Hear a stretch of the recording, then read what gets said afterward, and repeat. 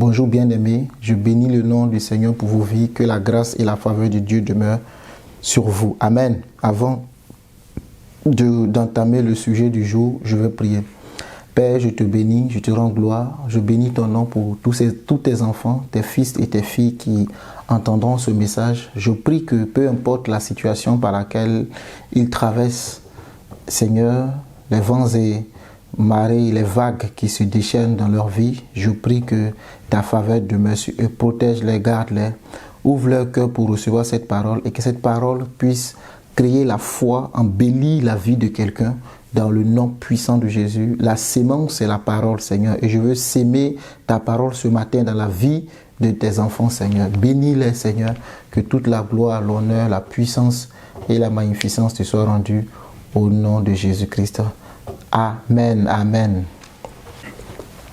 Ce matin, je veux t'entretenir sur un sujet et le thème que je peux donner à cette exhortation, à ce message, c'est « Ne crains pas les menaces de ton ennemi, ne crains pas les menaces de ton adversaire, ne tremble pas devant les paroles du diable et des sorciers. » Amen.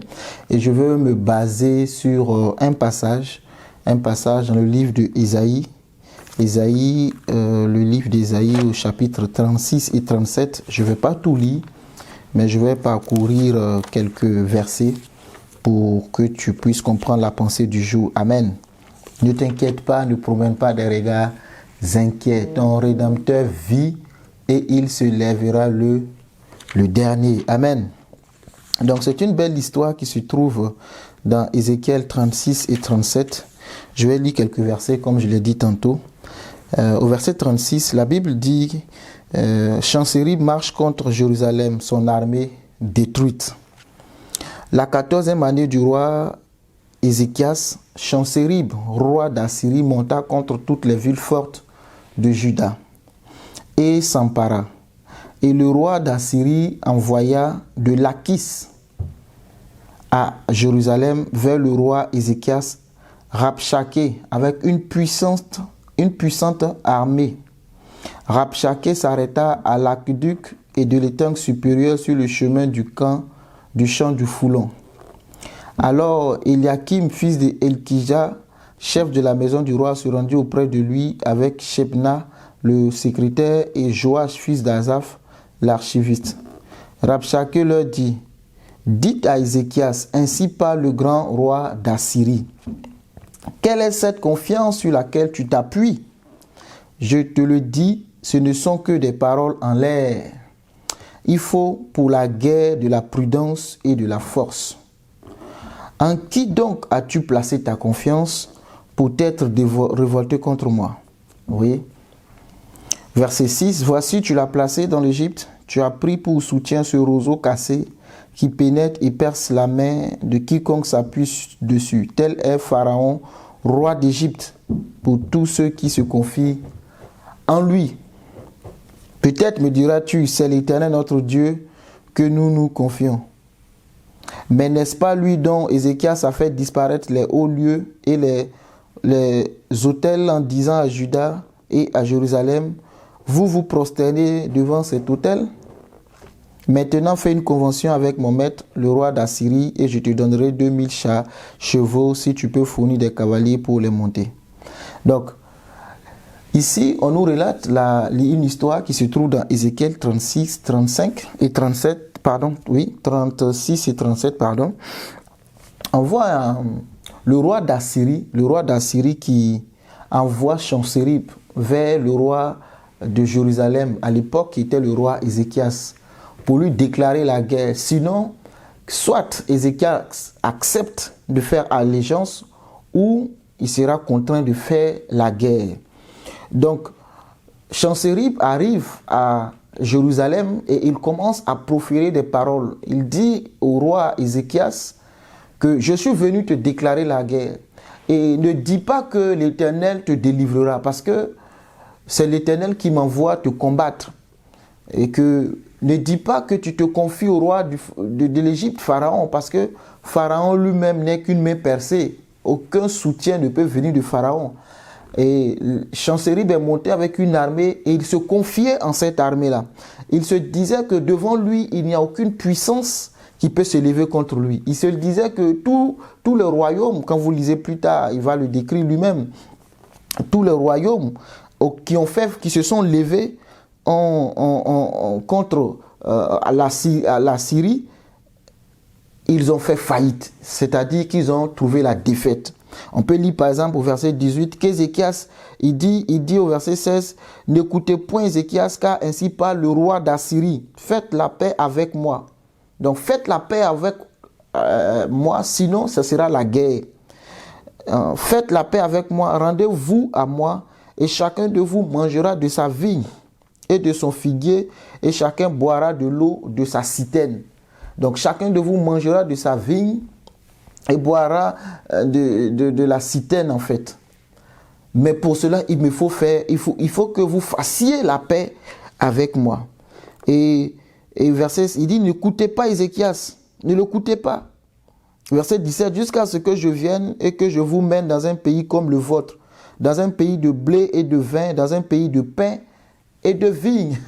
Le roi d'Assyrie est en train de promettre aux enfants d'Israël que s'ils acceptent de se soumettre à lui, il va leur promettre des bénédictions, il va leur accorder un pays où il y a le blé, il y a le pain, il y a la vigne. Moi, ça me fait rappeler Dieu qui fait cette promesse à ses enfants quand il les libère de l'Égypte. Il dit, je vous enverrai dans un pays où coule le lait et le miel qui est Canaan, là où il y a l'abondance. Amen. Donc le diable, par la voix des Assyriens, veut utiliser la même ruse pour dire, là où vous êtes en captivité, vous ne pouvez pas échapper à ma puissance. Donc le mieux pour vous, c'est de faire allégeance, c'est de vous soumettre à moi, c'est d'accepter que je domine sur vous et je vais vous offrir le meilleur que vous aurez besoin sur cette terre. Alléluia. Oh, le diable, par Assyrie, fait des belles promesses. Et le diable fait des promesses. Le diable dira que si tu te prosternes devant moi, à Jésus, tu vois, et que tu m'adores, je te donnerai les royaumes. Tu les vois, les royaumes de la terre sont à moi. Si tu te prosternes et m'adores, fais allégeance, accepte de faire allégeance. Si tu fais allégeance, je te donnerai tout ce que tu veux. Mais laisse-moi te dire, avant de continuer, que n'accepte pas les propositions du diable. Les meilleures propositions sont celles émanantes de Dieu, celles qui viennent du trône de la grâce. Amen. Car la Bible dit en Hébreux 4, 15 à 16, verset 16 plutôt, que de nous approcher devant le trône de la grâce pour trouver miséricorde et grâce et être secourus dans nos besoins, parce que Dieu connaît nos besoins. Nous n'avons pas besoin d'aller voir le diable, nous avons juste besoin de rester devant le trône de la grâce, parce que c'est devant le trône de la grâce que se trouve notre secours. Alléluia, merci Seigneur. Et donc, face à cette menace, je ne vais pas tout lire comme je l'ai dit, je vais lire un peu au verset 19. Le verset 18, il dit que Ézéchias ne vous séduise point en disant, l'Éternel nous délivrera. Les dieux des nations ont-ils délivré chacun son pays de la main du roi d'Assyrie? Il donne des exemples. Par exemple, au 19, il dit, où sont les dieux de Hamath, les dieux de Harpa, où sont les dieux de Sepharvaïm? Ont-ils délivré Samarie de ma main? Mais tous les dieux de ces pays, parmi tous les dieux de ces pays, quels sont ceux qui ont délivré leur pays de ma main? Pour que l'Éternel délivre Jérusalem de ma main. Amen. Donc, il cite des exemples. C'est que Sennacherib est en train de dire, parce que c'est le roi de la Syrie qui l'envoie, c'est des choses qui sont vraies, c'est des choses qui se sont passées. Ils ont détruit tout sur leur passage. Et il donne des exemples en disant, voici ce qu'on a fait. Qui peut me résister? Amen. Ça me rappelle encore Goliath. Goliath qui se tient devant le peuple d'Israël pendant 40 jours, 40 nuits. La Bible dit, personne ne peut avancer vers Goliath, parce que Goliath se confiait en sa force, grand géant, rempli d'armure.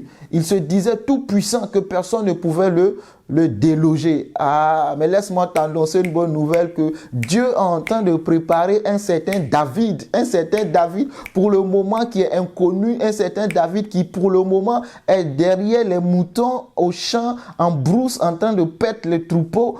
Oh, le Seigneur Jésus, pour le moment, regarde Goliath en train de proférer des menaces. Mais un temps viendra, et le temps arrive, et je déclare que ce temps arrive, où toi, David, tu sortiras pour terrasser Goliath, pour couper la tête de Goliath, au nom de l'Éternel des armées. Donc le roi le roi d'Assyrie qui envoie Sanchérib, qui profère de telles paroles, qui est en train d'injurier, même en fait il est en train d'humilier, il est en train de dire, il n'y a pas d'autre puissance à part moi. Il faut accepter de vous prosterner devant moi. Il faut accepter de vous humilier devant moi. Sinon je vais vous écraser. Mais j'aime l'attitude du roi Ézéchias, parce que le roi Ézéchias a dit à son peuple au verset 21 plutôt, que je vais lire, mais il se tut et ne lui répondit pas un mot, car le roi avait donné cet ordre, vous ne lui répondrez pas. Il y a de ces paroles auxquelles tu n'as pas besoin de répondre. Les menaces qui sont dirigées vers contre toi, tu n'as pas besoin de répondre.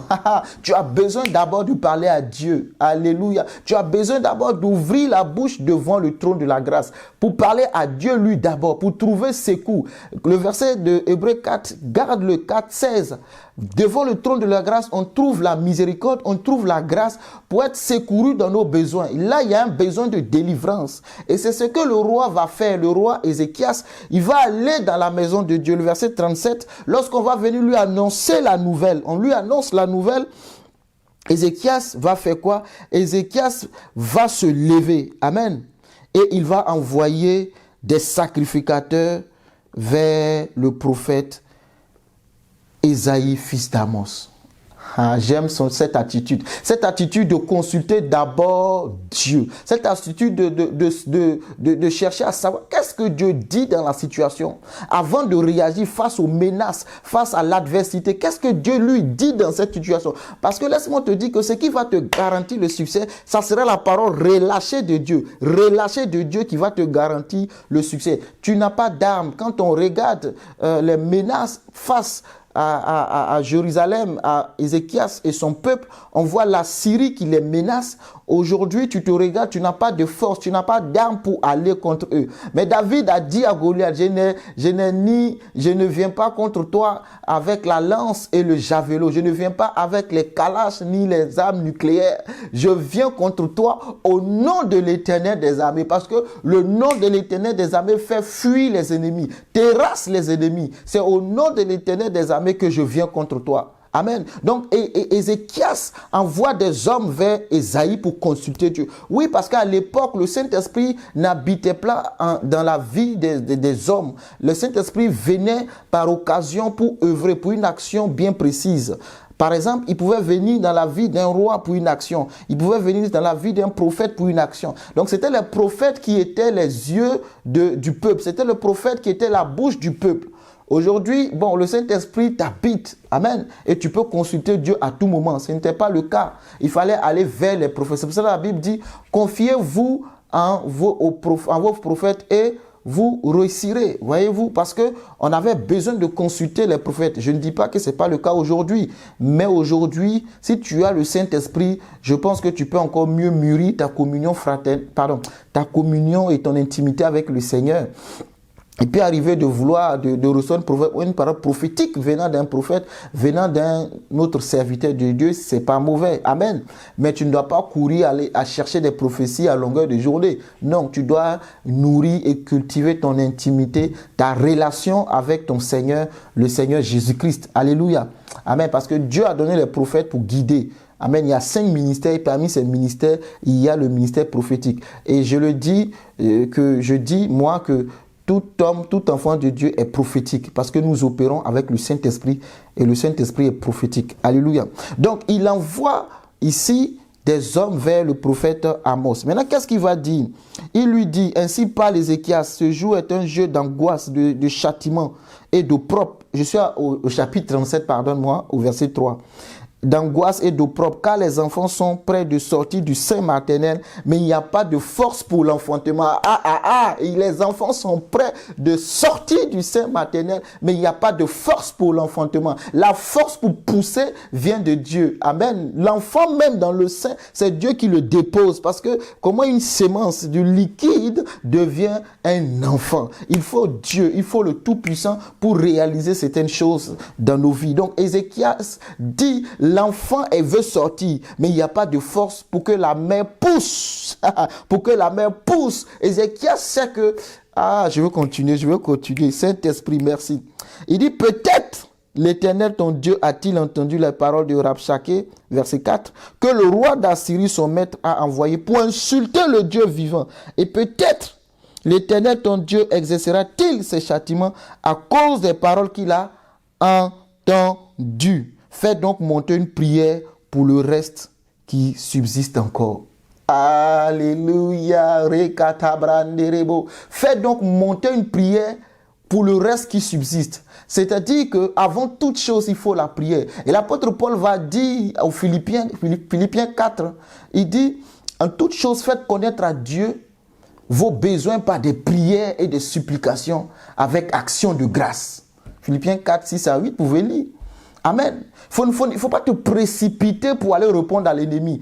Ézéchias a dit, gardez silence les gars. Il faut que Dieu ouvre premièrement d'abord la bouche. Si Dieu ouvre sa bouche, qu'il relâche une parole, c'est sûr et c'est certain que nous allons gagner cette guerre. Alléluia. La force qu'il faut pour que l'enfant arrive, Dieu ne nous l'accordera. Dieu va nous donner cette force. Nous allons pousser et l'enfant va sortir. Et je décrète, je prophétise dans ta vie que Dieu accorde ta force, t'accorde sa force afin que tu puisses pousser l'enfant qui est dans ton ventre, que tu puisses pousser le projet qui est dans ton ventre. Le projet sortira par la puissance du nom de l'Éternel. Tu as l'idée d'affaires, tu as le projet, mais tu ne sais pas par où commencer. Je prophétise que Dieu te propulse dans les hauteurs, dans les dimensions que tu n'espères même pas au nom de Jésus. Ton projet vivra au nom puissant de Jésus. Ce n'est ni par ta force, mais c'est par la puissance du Saint-Esprit.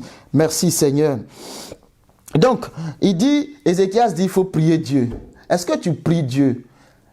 Chers amis, frères et sœurs, il faut prier Dieu d'abord. Quand une nouvelle t'arrive, qu'elle soit mauvaise, qu'elle soit bonne, quel que soit ce qui t'arrive, cherche d'abord la face de Dieu. Et j'aime David parce que David consultait Dieu avant d'aller en guerre. Il ne faisait rien sans avoir consulté Dieu d'abord.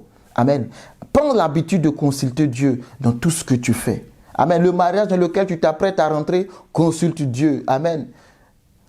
Le business que tu veux monter, consulte Dieu. Le bâtiment que tu veux ériger, consulte Dieu. Prie Dieu.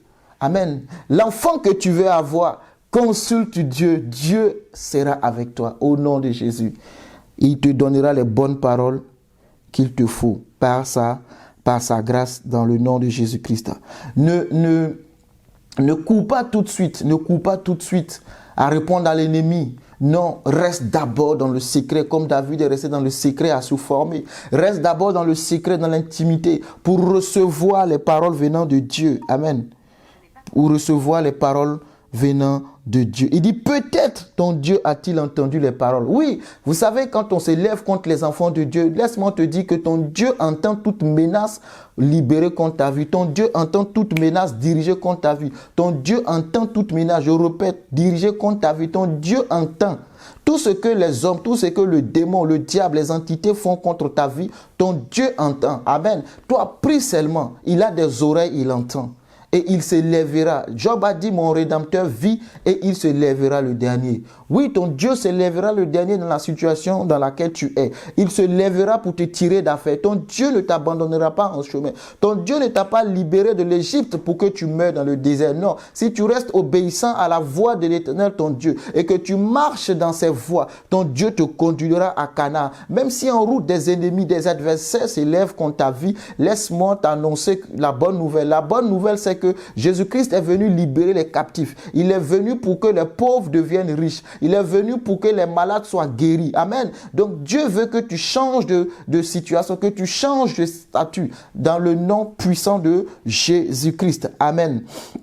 Et les serviteurs du roi allaient donc auprès d'Ésaïe et Ésaïe leur dit, verset 6, « Voici ce que vous direz à votre maître. Ainsi parle l'Éternel. Ne t'effraie point par des paroles que tu as entendues et par lesquelles m'ont outragé les serviteurs du roi d'Assyrie. Ne t'inquiète pas, ne promène pas des regards.